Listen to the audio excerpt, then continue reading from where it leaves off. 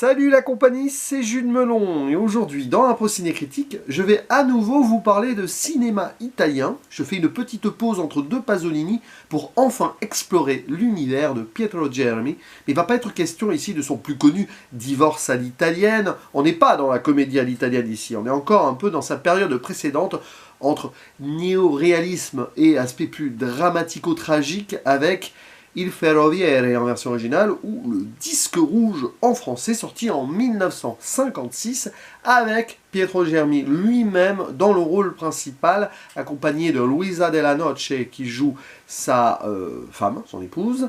Il y a aussi Silvia Coscina, qui est la fille aînée, on va dire ça comme ça. Et le petit, parce qu'il est très présent dans le film, Edoardo Nevola, qui joue Sandrino. Et c'est de son point de vue qu'on va voir beaucoup de choses. Nous sommes ici donc dans une œuvre assez plombée quand même, un peu sociale aussi, qui a été coécrite. Ça, c'est très important de le souligner par un de ses collaborateurs, Alfredo Gianetti, avec qui il fera d'autres choses avant, enfin qu'il a fait d'autres choses avant et qui fera d'autres choses par la suite. Mais aussi un certain Luciano Vicenzoni, qui plus tard travaillera avec Sergio Leone sur pas mal de ses films majeurs. Comme quoi, on voit ici la versatilité de ces cinéastes scénaristes italiens. Donc l'histoire se déroule quelque part, alors en Italie, je ne sais pas si c'est précisé, mais en tout cas, nous suivons un cheminot, il ferroviere, c'est cela, qui conduit un train et qui, au début du film, a l'air plutôt heureux de sa vie. Il s'apprête à fêter Noël en famille et entre amis.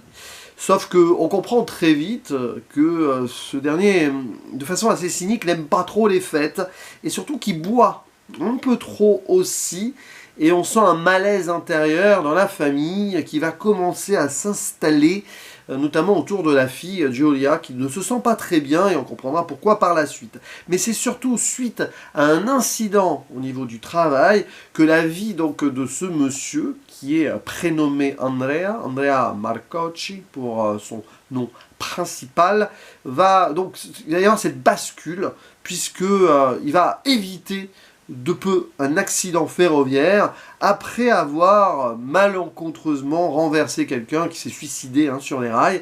Ça l'a bien traumatisé, marqué, il a bu un coup là aussi, et après il va faire une petite erreur, il ne voit pas le disque rouge, voilà, d'où le titre. Et heureusement, l'incident est évité de justesse par, on va dire, le réflexe de l'autre conducteur en face de train qui va donc changer d'aiguillage au bon moment. Sauf que ça va avoir des répercussions à la fois morales et professionnelles, ce qui s'est passé. Il va être un peu jugé en interne et être relégué à des tâches moins importantes que celles de conduire un train. Et il va sombrer aussi dans cette idée du patriarcat à l'italienne, et je pense que c'est ce que Germi et ses comparses veulent ici questionner. Et on va voir donc cette famille à l'italienne un peu classique sur le papier se fissurer, se fracturer, notamment donc avec la fille Giulia, qui va tomber enceinte, donc mariage forcé, mariage malheureux, et derrière des décisions vont être prises. Il y a aussi le fils aîné, la Marcello, qui veut voler de ses propres ailes, qui va peut-être s'opposer au père, et tout ceci donc avec la vision d'un jeune garçon de 8 ans, Sandrino, qui quelque part idéalise un peu son papa, on le voit dès le début, il court vers le train, récupérer son père avant Noël, très content de sortir du boulot et tout, et qui va lui-même se questionner, ce petit garçon, sur ce qu'est en fait l'idée d'être un adulte, un homme. Et c'est passionnant parce qu'on le sent, c'est un film qui a une profonde fracture en soi, qui sort du néo-réalisme. On pense au voleur de bicyclette avec cet enfant qui est très principal bien sûr, et qui lorgne vers une sorte de tragédie mélodramatique par moment, presque un peu à l'américaine, tu sens qu'il y a quand même des influences à droite à gauche, avec une photographie assez sobre mais sombre aussi, qui est chapeautée par Leonida Barboni, avec qui d'ailleurs de toute façon Germi avait travaillé avant et travaillera après. Il avait une équipe assez solide autour de lui dans la succession de ses œuvres, et ça donne une œuvre qui est assez intense tout en étant je ne sais pas comment dire, flottante aussi, et je pense qu'il y a beaucoup de force dans un film dont on ne parle que peu, forcément, même d'un réalisateur dont on ne parle pas beaucoup, mais qui a eu droit quand même à sa rétrospective à la Cinémathèque je crois que c'était fin 2024, donc peut-être certains d'entre vous ont découvert ou ce film ou d'autres à cette époque. Et je commence ici, on va dire, mon exploration de la filmographie du monsieur, comme je le disais en introduction, et je pense que j'ai choisi le bon film, qui visiblement s'inscrit dans une sorte de rupture, même si prolongation de ce qu'il a pu faire avant, dans la lignée des Rossellini, Visconti ou de Sica, etc., et qui va tenter d'aller vers un autre, on va dire, projet. Bon, après, il va plus aller vers la comédie, mais qui dit comédie, il dit aussi regard acerbe sur la société, et ce film le fait et n'en fait pas l'économie. Et c'est intéressant de voir donc ici cette masculinité toxique qui va se réveiller suite à un incident qui était déjà latente, c'est le patriarche quand même, qui tend vers l'alcool et qui ne semble pas forcément très heureux des conventions sociales, et derrière il suffit que quelque chose se brise dans la routine, dans ce boulot qu'il aime en plus, conduire le train, enfin voilà, c'est très important pour lui, après tout s'effondre, et il va presque montrer une forme de vrai visage, ou alors, malgré lui, subir ce qu'il subit et faire subir aux autres. On ne sait pas trop en fait où est le mal derrière, mais je pense que c'est intéressant de montrer ici une société italienne qui après la guerre a eu du mal à se reconstruire, et un homme là qui, sous les apparences, jouait, on va dire, tranquillement les affres de la vie en sa faveur, voilà, et qui, dès que ça ne va pas, va répercuter donc ce problème-là sur les autres, en faisant basculer aussi ce côté patriarcal qui va faire du mal, notamment à Giulia, et derrière voir comment, et c'est ça qui est cruel comme film, le petit Sandrino va ou non épouser peut-être, on va dire, une certaine empathie envers son père, ou se remettre en question. On voit aussi Sandrino, à un moment, à l'école, c'est pas trop ça, il va faire une bêtise, par exemple, avec un lance-pierre. Il y a toute une idée, d'ailleurs c'est une scène qui est terrible, parce qu'il y a ça, et puis derrière, le père, il va reporter cette colère autrement. Je ferai une mini-zone spoiler vite fait pour la finalité, et je reviendrai sur ce point. Et c'est pour ça que c'est un film qui est dépourvu de pathos ou de misérabilisme. Il n'y a pas besoin d'en avoir du misérabilisme d'ailleurs là, mais même, bon, à part quelques musiques et quelques envolées là sur certaines retrouvailles, sur certaines discussions, d'accord, mais il y a quelque chose de très palpable, et pourtant on n'est pas vraiment dans ce néo-réalisme absolu non plus. Il y a cet entre-deux là. On peut peut-être penser à Umberto D, pour le coup, dont j'ai parlé, de Sica, et aussi Le voleur de bicyclette, c'est un peu un mélange des deux, mais autrement aussi dans cette idée de sortir quelque chose de la réalité pour montrer justement au spectateur que celle-ci peut construire quelque chose de difficile. Donc on assiste quelque part à la déconstruction familiale par rapport à un homme qui va s'effondrer, qui descend dans ses propres affres personnelles par rapport à ce qu'il a vécu dans le travail, mais ceci a aussi eu, on va dire, une origine préalable. Le gars, il boit trop, quoi. Voilà, il est sur les nerfs de toute façon, il dort pas beaucoup, c'est aussi précisé, il est vraiment tout le temps sur la brèche, donc fatalement, il n'est pas dans un repos, quoi. Donc fatalement, ça devait basculer à un moment. C'est intéressant que le film ait choisi, et ça fait toute la différence, souvent, le point de vue du petit qui fait sa petite voix off et tout, on le voit presque naïf commenter la situation, mais à un moment aussi, lui, il grandit, c'est un rite de passage, et il va avoir des réflexions presque qu'on n'aurait pas pu imaginer dans la bouche d'un enfant, à certains instants, vers la deuxième ou la dernière partie du film. Et après, tous les personnages autour sont très bien construits. Donc dans l'intention globale, c'est un film vraiment à l'italienne, ça se sent.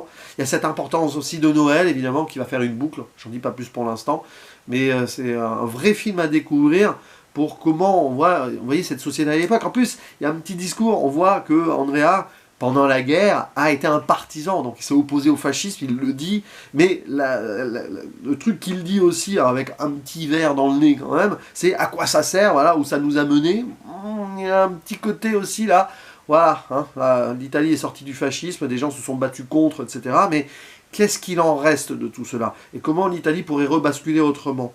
Bon, je laisse ça comme ça. Spoiler rapide quand même sur deux choses. Alors déjà, quand le petit va à un moment lance-pierre parce que sa sœur va à un autre homme, elle a quitté son mari, alors il y a ça déjà. Giulia, à un moment, décide d'être libre après avoir perdu l'enfant dont elle était enceinte.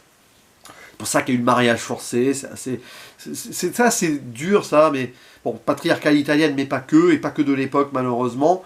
On le voit, elle pleure au mariage, alors le père dit...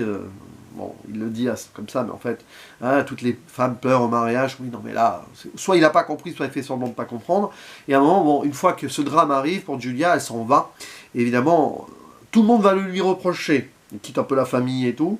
Et c'est le petit frère qui va balancer cette pierre au lance-pierre, donc, dans la voiture du gars qu'elle voit, là. C'est très très spécial. C'est-à-dire que lui, il reproduit des sortes de... Voilà, cette idée que la famille doit être parfaite, qu'on ne quitte pas un mari, etc.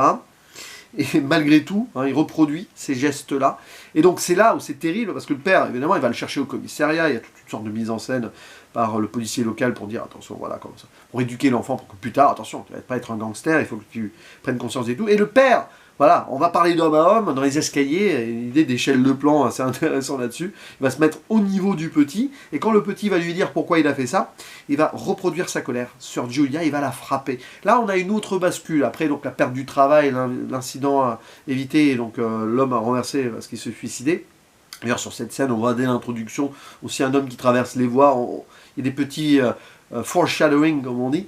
Et donc, oui, il va balancer toute cette colère et cette rage, alors que c'est quand même le gamin qui a fait une connerie, sur la fille. C'est d'une violence terrible. C'est une scène... En plus, elle arrive comme ça, paf.